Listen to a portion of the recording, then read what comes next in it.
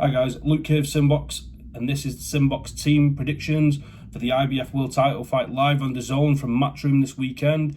Defending champion Kiko Martinez rematches Josh Warrington, and this fight, of course, is a rematch of their first fight, a fight that Josh Warrington won via a points decision.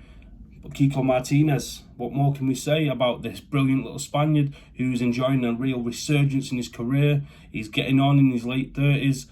But he had that great performance against Zelfa Barrett in a fight that many people thought he won. The decision didn't really go his way that night.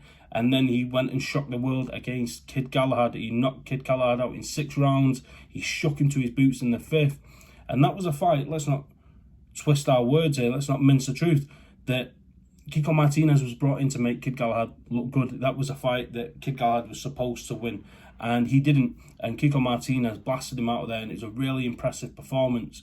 On the other hand, Josh Warrington is facing a mount of questions, the kind of questions that he's not faced in his pro career yet. He's got great wins against Lee Selby, against Carl Frampton, against Kid Galahad himself, and Mauricio Lara, the unheralded at the time.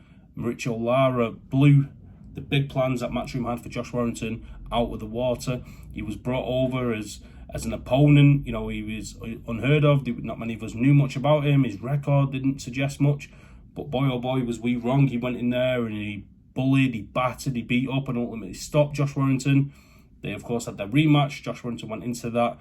And some people were saying he should have took an interim fight, that he should have had a confidence builder, but he didn't. He went straight into the immediate rematch. And that fight was prematurely stopped on a cut.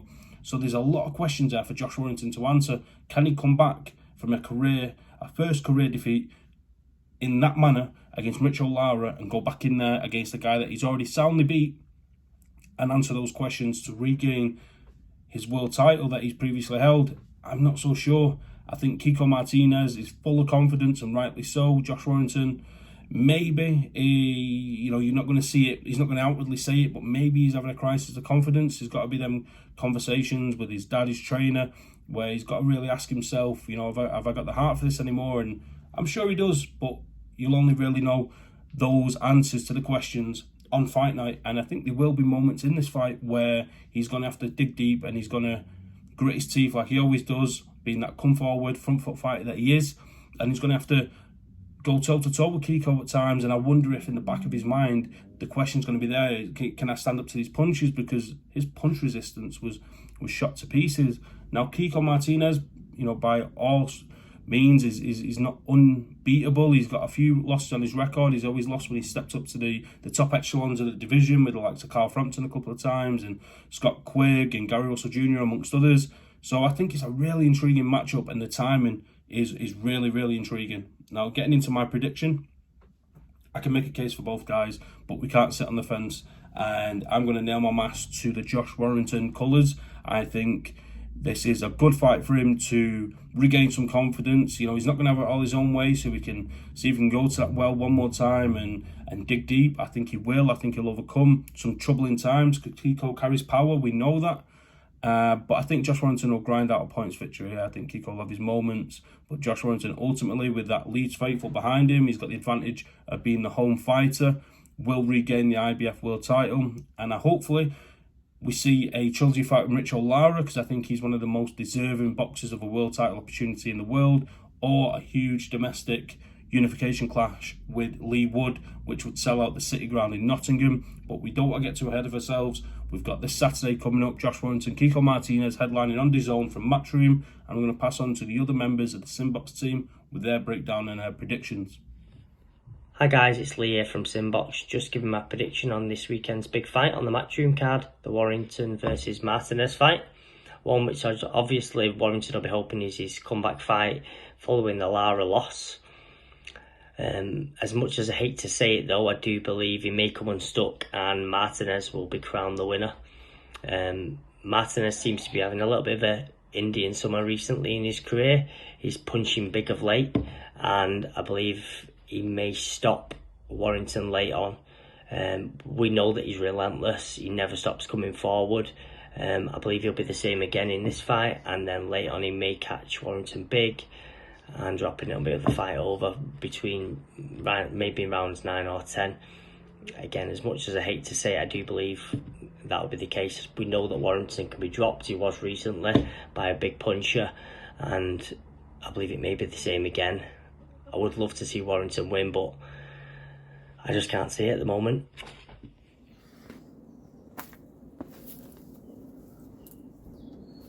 Hello, my name's Sean Rye for SimBoxx, and this is my prediction for the Josh Warrington Kiko Martinez upcoming fight.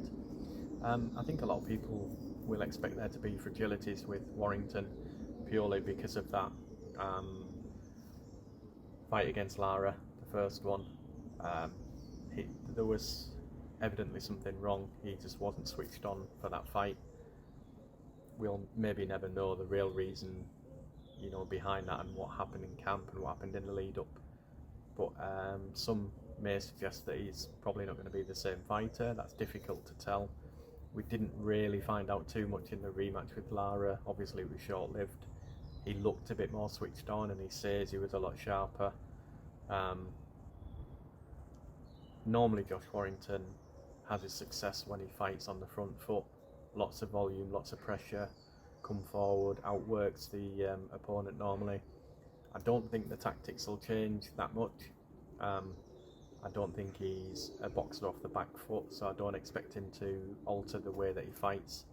I do expect him to be a little bit more cute, you know, how often he attacks, and he'll definitely cover up a little bit more and be wary of that big right hand that Kiko demonstrated against Kid Galahad. It ended up being a comprehensive knockout, Kiko's fight against Kid Galahad, but he was being handily outboxed for the most part. So it will be interesting if he gets more and more frustrated, if he doesn't get those opportunities. I still expect Warrington to have enough in a locker, purely again because of output, because of his engine and the amount of punches he throws. I don't think the fight will be without its scares for Warrington. I think there'll be moments where he maybe has to grab on and maybe, you know, be very, very wary of those big shots. But I still expect Warrington to have enough to get a point victory.